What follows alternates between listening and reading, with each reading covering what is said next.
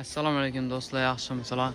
Ana bize Toybolar kanalına geldik. Toybolar kanalında aksiya bo'lib o'tdi ekan. Bu bizning bozordagi mesimiz. Bozordagi mesdan Hunarmand bozorini shu yerda manglayında bo'ladi. Hozir bir de aksiyalar bo'lib turibdi ekan. Hozir hammasini danışlab chiqamiz.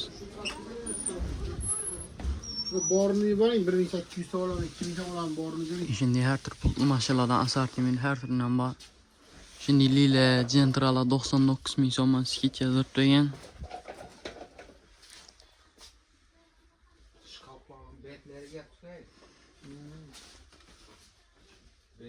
Her xildagi yengil assortimentlar ham degan.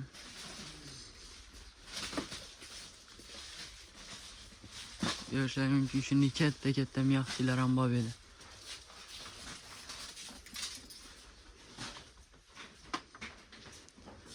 Yine maşallah skitchadir 3 milyon 600, 2 milyon 200, 1 milyon 300, 2 milyon 200.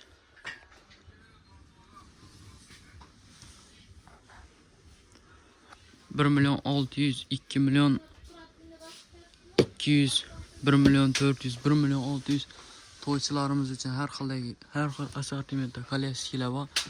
Ular bahasi 1 milyon 200 ming so'm. Mendi chamadon bo'lagan kolleksiyalar bahasi 750 ming so'm.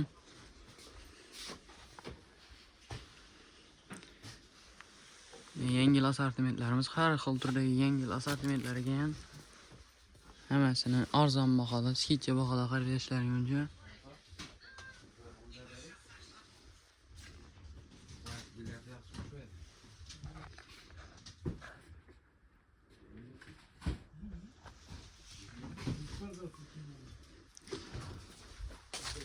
Görürseniz her xil assortimentlar. Hammasini arzon bahoda, skitcha bahoda kelib xaridlashlaring mumkin. Mendi archa o'yinchiqlar ham degan.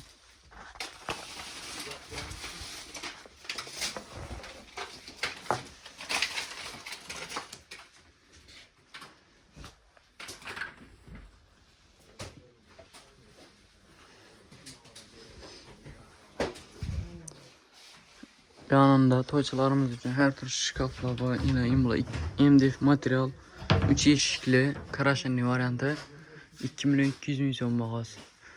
Hadenopla 230 ming so'm skitchada turibdi.